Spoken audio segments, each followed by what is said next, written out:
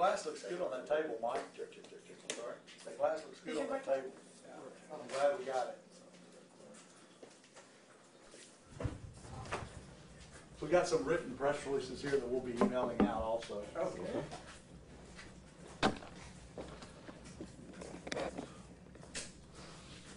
Lord Overcash is on his way too.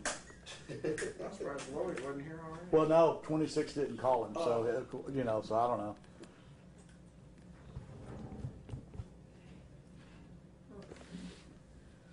I'm good. How's everybody else?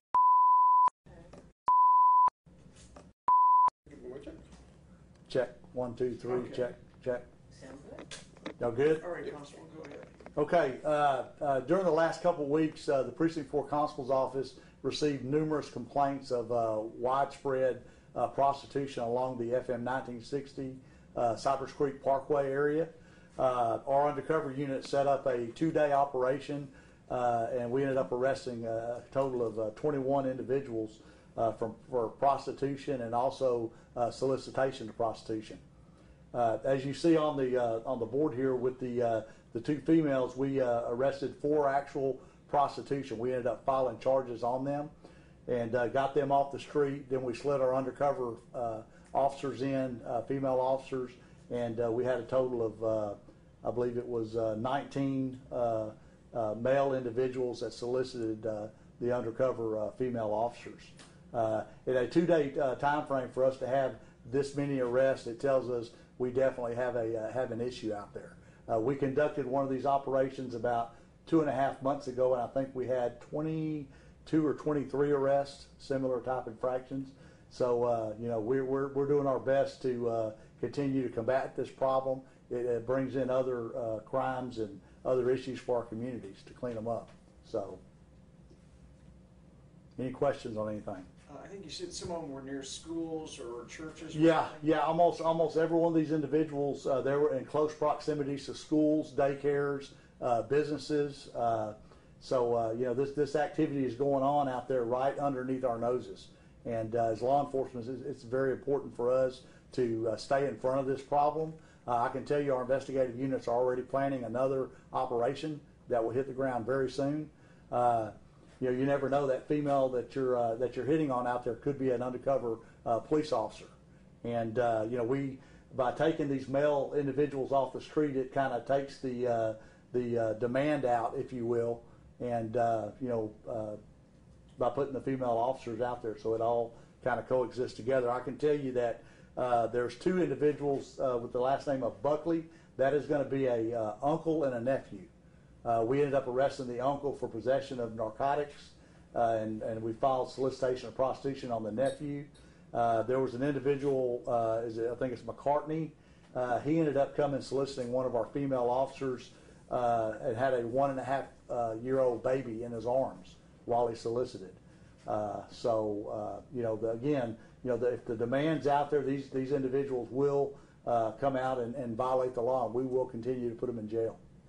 Why is this area, you think, was such a hotbed for that activity? Well, yeah, I don't know that it's necessarily a hotbed. I think that, you know, like in this particular case, the residents, the community leaders and business owners, they see suspicious activity out there. Actually, for this individual operation we did, we got tips over the internet on our department website that these activities could be going on.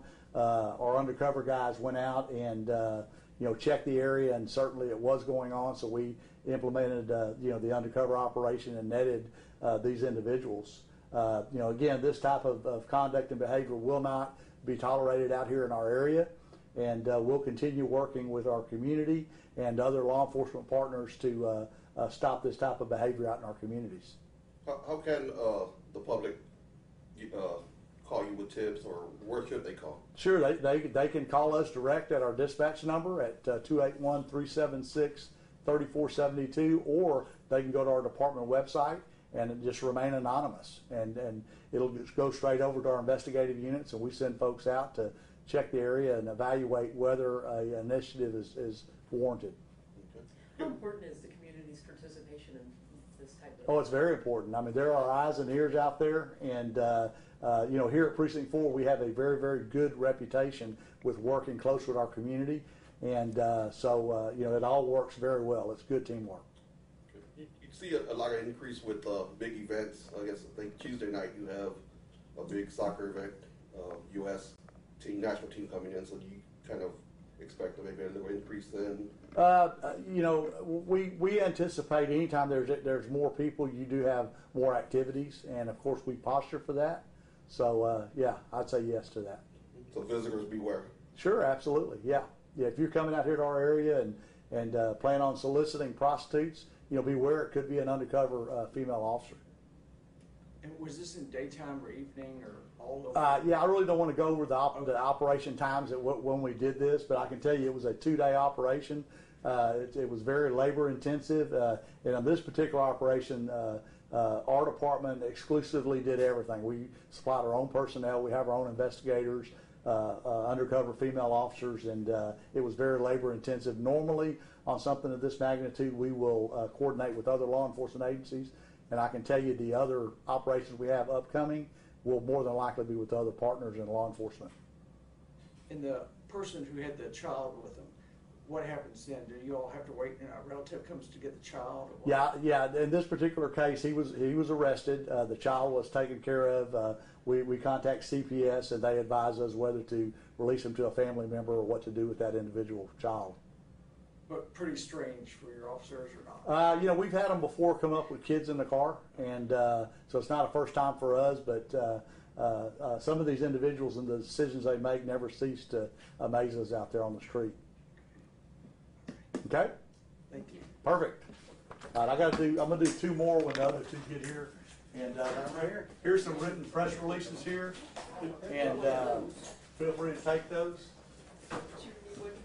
And I'm gonna blast an email out, so y'all have that electronically also. Were y'all able to provide a Spanish speaking officer?